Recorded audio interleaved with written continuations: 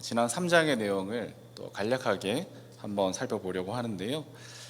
모든 사람이 죄의 지배 아래 있는 현실에서 의인은 없고 단 한 사람도 없다라는 것이 성경의 선언이었습니다. 그러나 하나님은 죄인된 인류를 내버려 두지 않으시고 그러나 이제는으로 국면 전환을 시도하셨습니다. 즉 하나님의 신실하심이 예수 그리스도의 순종을 통해서 모든 믿는 사람을 의롭게 하신다는 것입니다. 율법으로는 할 수 없었던 구원을 예수 그리스도의 십자가와 부활을 통하여 이루어 주셨습니다. 행위의 법이 아니라 믿음의 법으로 이 모든 것이 가능하게 되었습니다. 이때 우리가 계속해서 유념할 것은 믿음으로 의롭게 된다라는 것이 내 믿음, 내 확신에 근거한 것이 아니라는 것을 절대로 잊어서는 안 됩니다. 그렇게 되면 말은 믿음이지만 또 하나의 행위로 전락하고 말 것입니다. 믿음으로 구원을 얻었다 할 때 그 믿음은, 나의 믿음은 어디에서 비롯되었는가를 우리는 끝까지 추적할 수 있어야 하겠습니다. 다름이 아니라 하나님의 신실하심이 예수 그리스도의 순종을 통하여 우리에게 믿음을 일으켜 주시고 믿음으로 구원을 얻는다라는 것입니다. 로마서 1장 17절에서는 이것에 대해서 복음에는 하나님의 의가 나타나서 믿음으로 믿음에 이르게 한다라고 이야기하고 있는데요.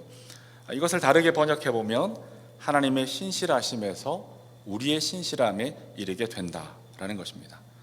하나님의 신실하심이 예수 그리스도의 순종을 통해서 우리의 믿음에까지 이르게 되었기 때문에 우리는 믿음으로 의롭게 되는 이 은혜에 들어오게 되었습니다. 따라서 이 신칭의는 나의 믿음이 아니라 하나님의 은혜가 강조되는 고백이다라는 것입니다.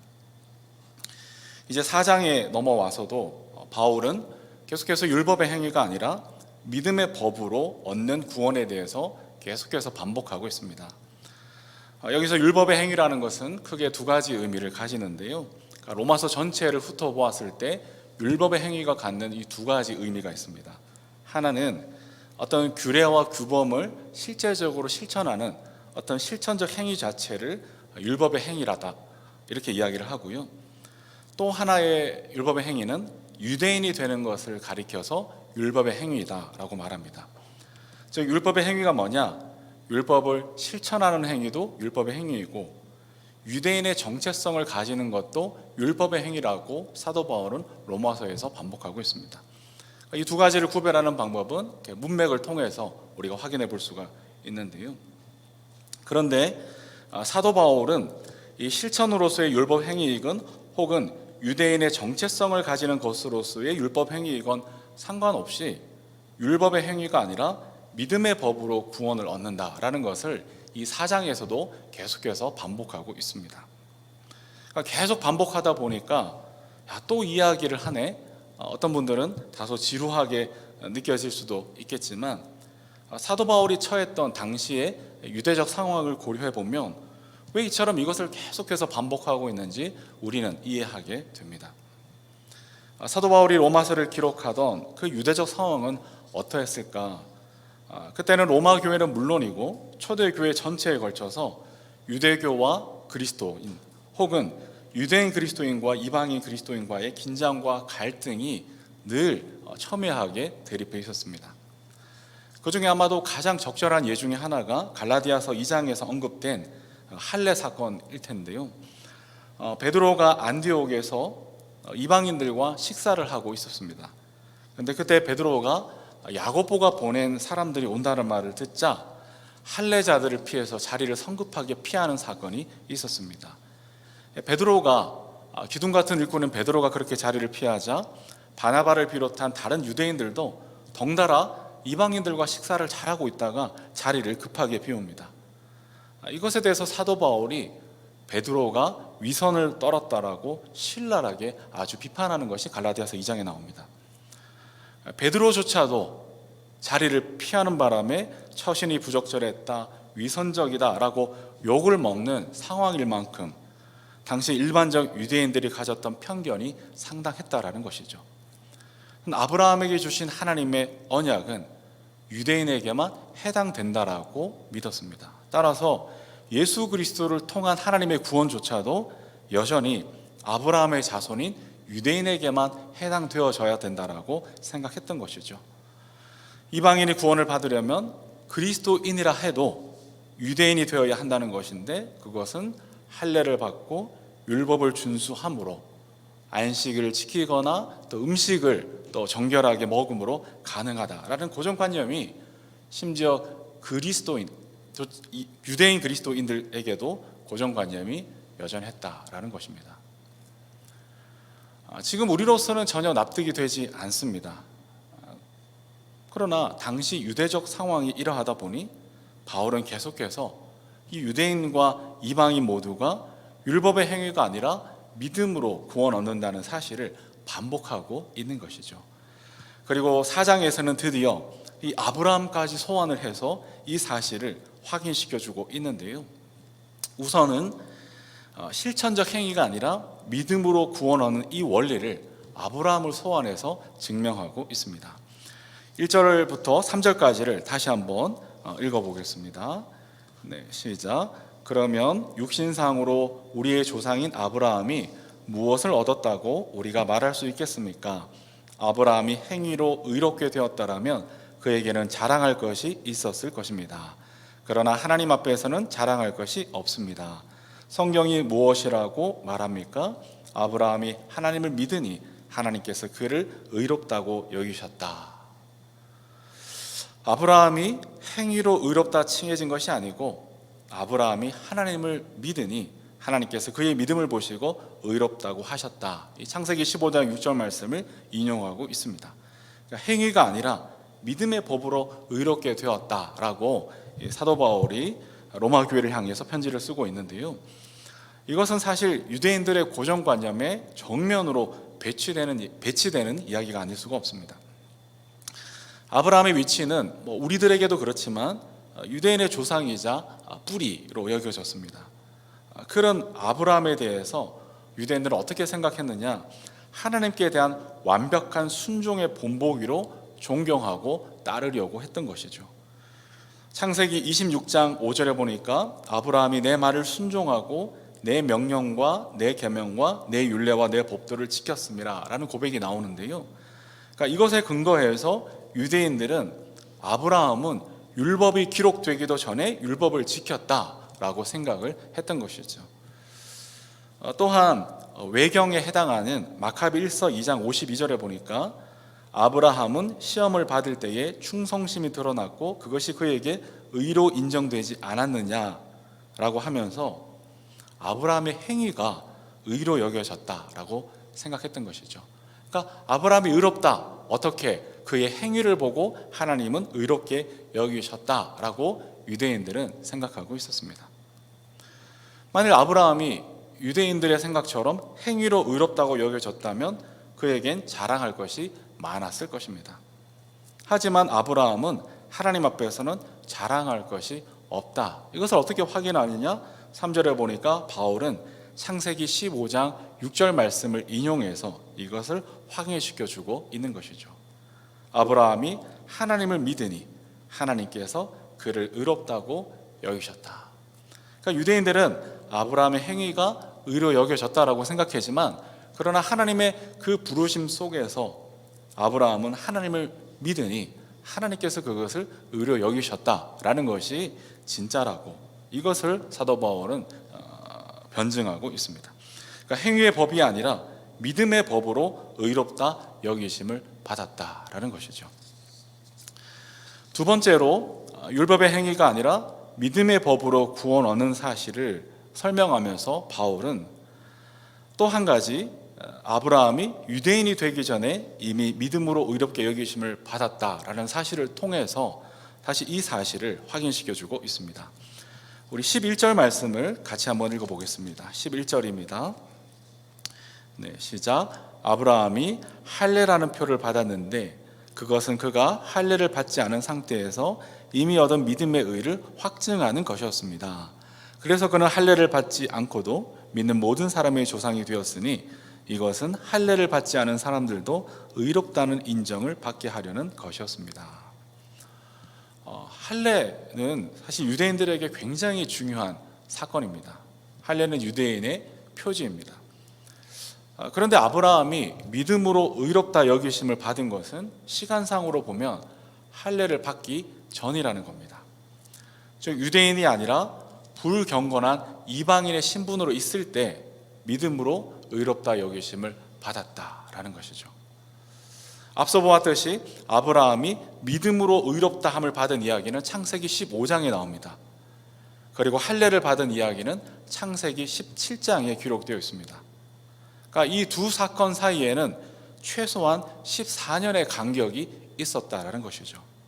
이것은 아브라함이 믿음으로 의롭다 먼저 받고 상당한 시간이 흐른 뒤에 할례를 받게 되었다라는 것이죠. 그러니까 할례는 조건이 아니라 믿음으로 얻은 의를 확정해주는 외적인 표시에 불과했던 것입니다. 이것이 무슨 말일까요?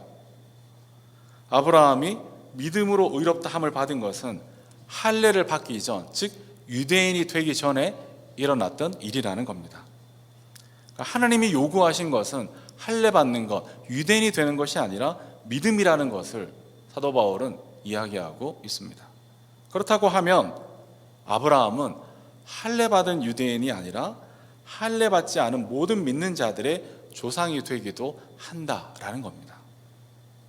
유대인이라고 구원받는 것이 아니고, 그러니까 유대인에게만 이 배타적 구원이 해당되는 것이 아니고 유대인이든지 이방인이든지 모든 믿는 사람은 누구든지 값없이 의롭다 하심을 받는 것이다. 이 사실을 아브라함을 소환해서 계속해서 이야기해 주고 있습니다. 이처럼 아브라함을 통해서 우리는 율법의 행위가 아니라 믿음으로 의롭다 칭함을 받는다는 것을 확인하게 됩니다. 율법의 행위를 가진 유대인이건 혹은 할례 받지 못한 이방인이건 상관없이 오직 믿음으로 의롭다 여기심을 받는다라는 것이죠. 이 사도 바울의 논리를 쭉 따라오면서 그렇구나, 그 당시 배경 속에서 이것이 굉장히 중요했고 물론 오늘날에도 우리에게 중요한 일이지만 그럼에도 한 가지 질문이 생기게 되는 것 같습니다. 바울은 율법의 행위가 아니라 믿음의 법을 설명하면서 어째서 이 아브라함을 소환해 오는 것일까? 물론 우리는 아브라함의 예를 통해서 이 하나님의 구원 방법은 처음부터 지금까지 일관되게 동일하게 적용되어 왔음을 확인할 수가 있습니다. 구약 시대에는 율법이다가 신약에 와서 믿음의 방식으로 바뀐 것이 아니라 아브라함을 통해서 확인했듯이 하나님은 처음부터 믿음을 통하여 구원을 베풀어 오셨구나, 이것을 유대인들에게도 그리고 오늘 우리에게도 확인시켜 주는 것 같습니다. 그런데 바울이 이신칭의와 이 아브라함을 연결하는 데에는 이보다 더 큰 의미가 있다라고 저는 생각합니다. 첫 번째는 믿음으로 의롭게 된다라는 이 말은 하나님의 가족 안으로 들어왔다라는 선언인 것을 이 아브라함의 소원을 통해서 사도 바울은 이야기하고 있는 것이죠. 어떤 사람이 어릴 때 가족과 헤어졌습니다. 그리고 어른이 되어서 가족을 찾고 있는데 그 가족이 내 가족인지 아닌지 어떻게 확인할 수가 있을까요? 요즘에는 DNA 유전 조사를 하면 확실하게 나타납니다. 아브라함과 우리의 유전자 DNA 구조는 어떨까요? 아브라함은 중동쪽 사람이고 우리는 동북아시아 사람들입니다. DNA가 동일하게 나올 가능성이 거의 없습니다. 그러나 조사를 해보면 동일한 구조가 나올 것이라는 것이죠. 왜냐하면 우리는 모두 믿음으로 의롭게 되었기 때문입니다. 그러니까 아브라함은 그런 의미에서 우리 믿음의 선조인 셈입니다. 즉 이신칭이 믿음으로 의롭게 된다는 말은 믿음이라는 유전자 공유를 통해서 하나님의 가족으로 참여하고 연결되어진다는 것을 확인하게 됩니다. 우리는 자칫 예수 믿고 구원받는다는 말을 개인적 차원으로 한정 지을 때가 참 많이 있습니다. 그리고 하나님과의 관계 회복만이 전부라고 여길 때도 있었습니다. 전혀 틀린 것은 아니지만 완전히 맞는 것은 아닙니다. 그럴 거면 차라리 혼자서 산속 깊은 곳에서 혼자서 신앙생활하면 됩니다. 하지만 하나님은 그렇게 하시지를 않습니다. 교회를 이루게 하시고 공동체를 섬기게 하십니다. 왜냐하면 믿음으로 의롭게 되는 것은 단순히 영혼 구원만이 아니라 하나님의 가족에 참여하고 연결되는 일이기 때문입니다.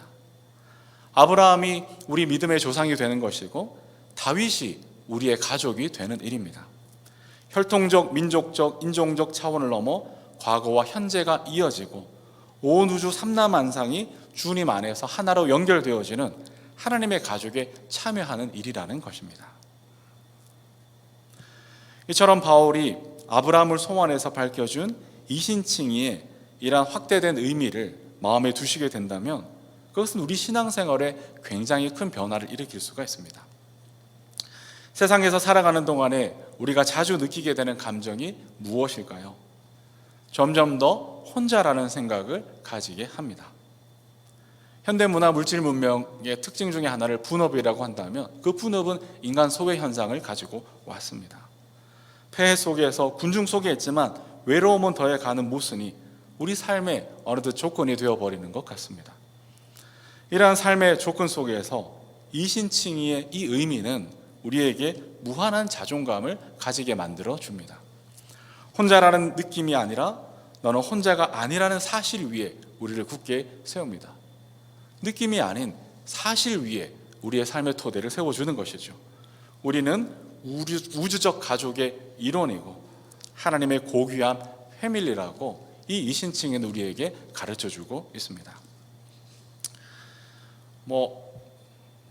의미가 없을 수도 있지만 저는 혈통적으로는 경주시 국당파 자손인데요. 그러니까 우리 선조들 중에서 오성 이항복 선생님이 계시더라고요. 어릴 때 아마 오성과 한음 들어보셨을 텐데 그 오성이 우리의 조상 중에 하나입니다. 그러니까 저는 이 사실을 아버지 돌아가시고 그 생계를 위해서 어머니와 여동생과 함께 서울에 올라왔을 때 우연히 알게 되었는데요. 논리적으로 설명은 안 되지만 마음에 굉장히 엄청나게 뿌듯하고 막 힘이 생기는 것 같은 느낌을 어린 나이에 가졌었습니다.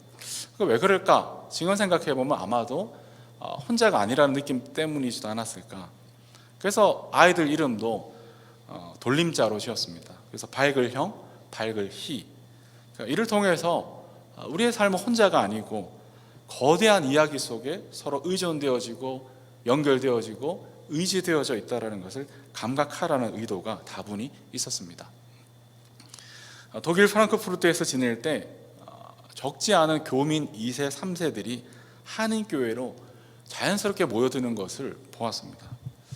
그러니까 그들 중에는 굳이 한인교회가 아니어도 독일 사회에서 의료계나 법률계 등에서 종사하는 여러모로 꽤 사회적으로도 안정적 위치에 있는 사람들도 적지 않았습니다. 대다수는 한국말을 잘 못하는데도 한국교회로 오더라는 것이죠. 참 신기하기도 하고 어째서 그럴까? 아마도 뿌리를 찾고자 하는 마음과 그 속에서 안정감을 느끼고 또 자존감이 회복되는 그런 경험들 때문이 아닐까, 이렇게 많은 이야기들 통해서 생각하게 되었습니다. 뿌리 깊은 나무는 흔들리지 않는다라고 하죠. 이신칭의 은혜에 참여한 우리가 그러하다고 믿습니다. 우리는 홀로 있는 것이 아니라는 것이죠. 이신칭의는 하나님과 나만의 개인적 골방에만 머무르지 않는다는 겁니다. 그것은 하나님의 가족에 참여하는 일이고 온 우주적으로 연결되어지는 일입니다. 그것은 죽음조차도 넘어서는 연결고리라는 것이죠. 제발 이 감각을 잊지 않는 우리가 되었으면 좋겠습니다. 저는 언젠가 하나님 앞에 얼굴과 얼굴로 대면하여 섰을 때 혹시 저는 아브라함을 몰라봐도 다윗을 금방 찾지 못해도 그들은 저를 금방 알아보지 않겠는가 생각하곤 합니다. 그 근거가 뭐냐? 히브리서 12장 1절에 보면 그러므로 이렇게 구름대와 같이 수많은 증인이 우리를 둘러싸고 있으니 라고 합니다.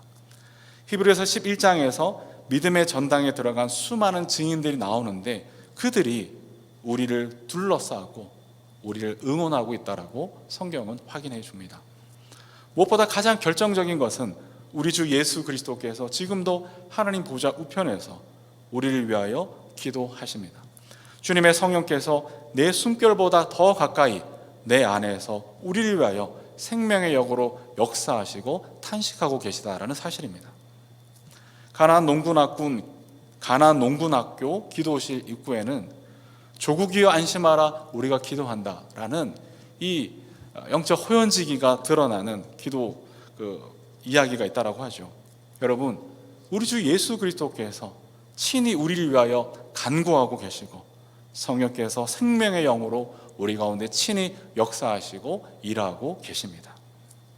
우리는 하나님의 한 가족입니다. 하나님이 우리 가운데 계십니다. 그저 그렇게 태어나서 별 볼 없이 살다가 죽는 인생이 아니라는 말이죠. 하나님의 신실하심과 예수 그리스도의 순종을 통해서 고귀한 피해를 이어받은 하나님의 자녀들입니다. 믿음의 눈을 열어서 이 사실 위에 굳게 우리의 삶을 세워가시기를 바랍니다. 이 자신감과 자부심을 가지고 세상 속에서 당당하게 하나님의 자녀로 살아가는 우리 모두가 되어야 하겠습니다. 두 번째, 사도 바울이 이 아브라함의 소원을 통해서 밝혀주는 이신칭의는 하나님의 가족을 개방시켜 줍니다.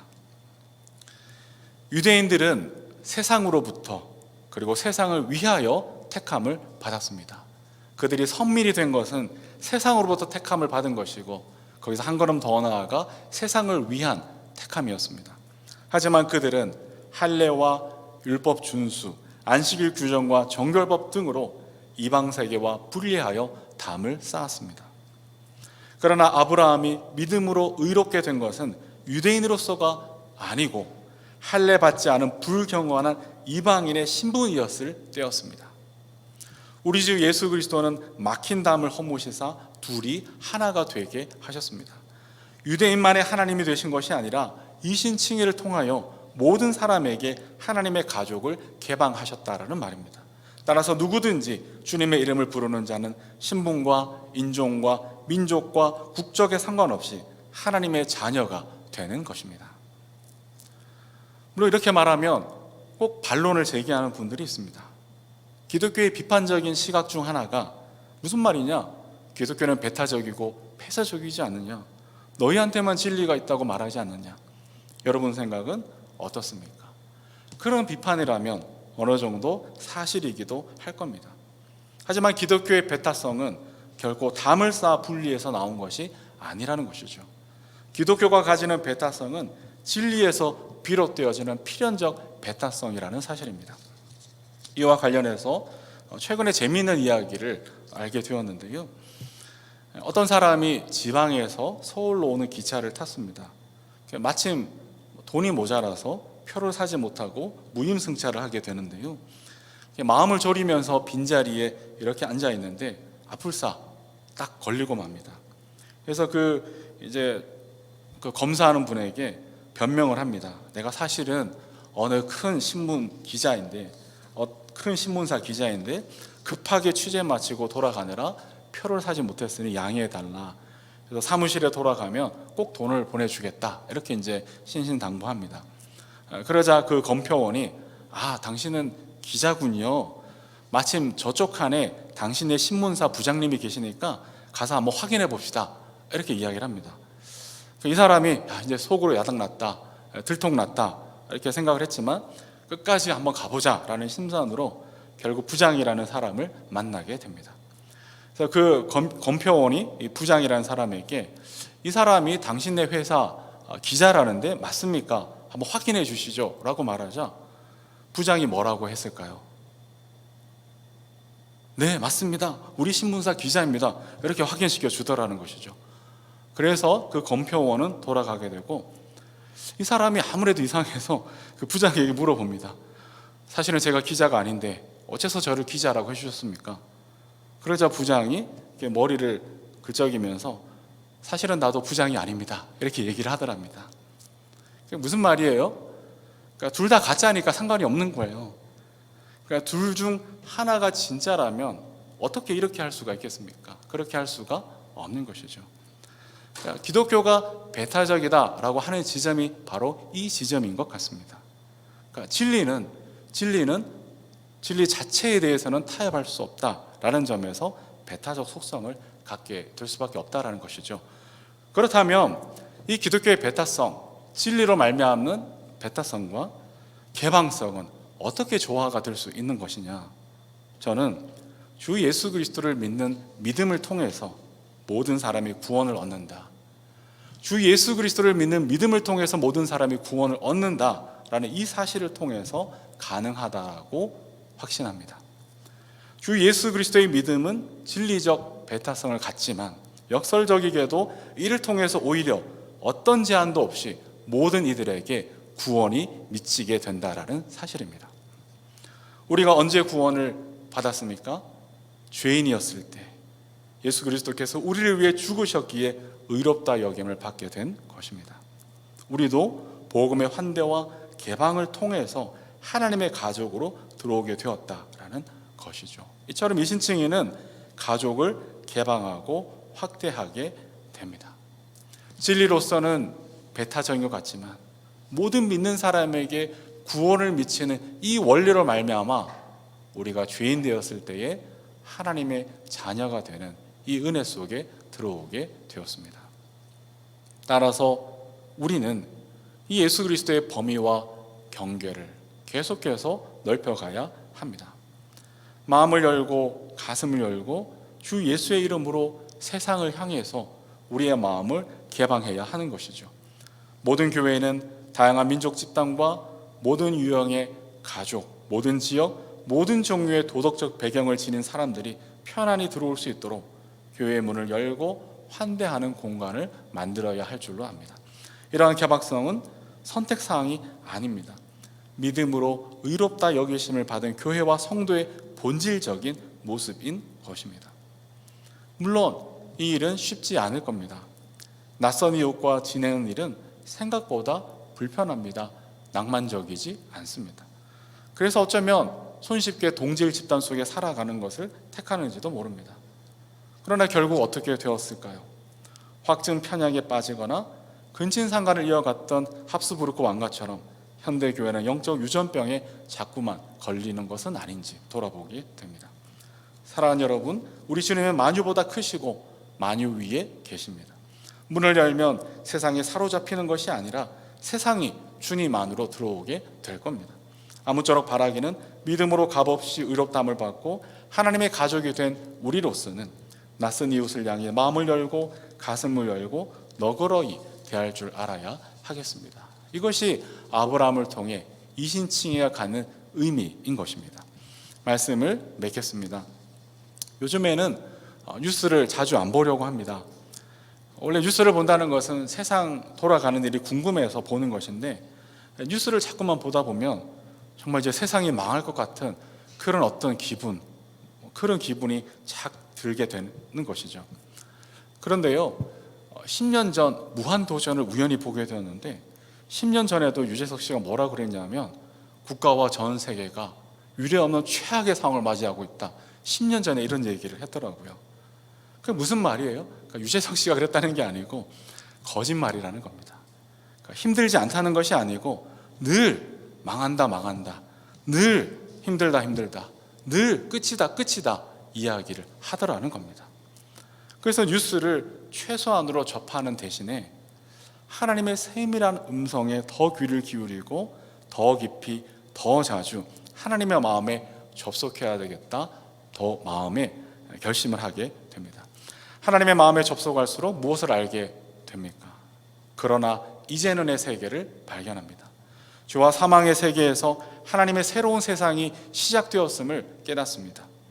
때때로 이 사실이 때로는 비현실적으로 보이고 어린이 동화같이 들리기도 하기도 합니다. 그것은 아직도 공중 권세 잡은 자가 여전히 활개를 치고 있어서입니다. 그럼에도 불구하고 그러나 이제는의 세계는 시작되었습니다. 그러나 이제는의 세계는 하나님이 통치하시고 다스리시는 하나님의 나라입니다. 하나님의 은혜가 역사하는 세계이고 믿음으로 말미암아 의롭게 되는 세계이며 하나님의 가족으로 구성되는 새로운 세상입니다. 그러면 이런 질문이 가능합니다. 왜 이렇게 힘이 듭니까? 라는 생각을 하루에도 수십 번 갖습니다. 하나님의 가족인데 하나님의 성도의 삶이 왜 이렇게 고단하냐? 왜냐하면 마음대로 못 살기 때문입니다. 그것이 성도와 세상 사람의 차이라는 것이죠. 성도는 이전처럼 마음대로 살지 못합니다. 하나님의 간섭하심 속에서 더더욱 살게 됩니다. 그러니 마음대로 못하고 그것이 때로는 짜증나는 일로 느껴지기도 하는 것이죠. 그러나 생각해보면 이것은 영광입니다. 생각해 보십시오. 최근에 프로야구 선수들 중에서 방역 수칙을 어기고 술판을 벌리다가 걸렸습니다. 그 중에는 이번 도쿄올림픽 국가대표도 있어서 결국 자진 하차하고 말았습니다. 그들이 국가대표가 아니었다면, 프로야구 선수가 아니었다면 어쩌면 이처럼 언론이 대대적으로 떠벌리는 문제로 크게 확대되지 않았을 수도 있습니다. 남들보다 더 조심하고 더 제약된 환경에 처한 것이 간혹 짜증이 날 수도 있지만 바로 그것이 그들의 영광이라는 것을 그들은 놓치고 말았던 것입니다. 하나님은 예수 믿고 구원받고 곧바로 데려가시지 않습니다. 한번 살아보라고 하십니다. 한번 예수의 길을 걸어보라고 하십니다. 이 땅에 오셔서 우리와 같이 살아가셨던 주님의 발자취를 한번 따라가 보라고 도전하는 것이죠. 그 길이 때로는 십자가 같은 고생이어도 결국에는 영광의 몸으로 부활하게 되는 것입니다. 이 소망이 우리에게는 있습니다. 이것이 교회와 성도의 궁극적인 영광인 줄로 압니다. 사랑하는 여러분, 폭염의 코로나 확산세에 쉽지 않으시는 나날들을 보내시죠. 어느 권사님은 에어컨 아래에서 죽은 듯이 지낸다, 이렇게 이야기도 하시더라고요. 그러나 구름같이 둘러싼 허다한 증인들이 우리를 둘러싸고 응원하고 있습니다. 하나님의 가족들이 죽음과 생을 넘어서 우리를 위하여, 서로를 위하여 기도하고 있습니다. 지치지 말고 힘을 내십시오. 유대인들은 부정해질까 봐 이방인들과의 접촉을 극도로 꺼려했지만 우리 주님은 손을 내밀어 잡아주시며 거룩함으로 부정함을 덮으시고 새롭게 하셨습니다. 하나님께서는 교회와 성도를 그렇게 영광된 자리로 부르고 계십니다. 따라서 교회와 성도가 있는 한 여전히 이 땅에는 소망이 있습니다. 그러니 뒤로 물러나 후퇴하지 말고 이 땅을 위해 거룩한 손을 들고 기도하고 마음을 열고 가슴을 열어 이웃을 환대하며 세상을 섬기는 우리가 되면 좋겠습니다. 주님께서 우리 모두의 인생살이를 주님의 손과 발로 사용하여 주실 것입니다. 이 시간 침묵으로 잠시 함께 기도하도록 하겠습니다.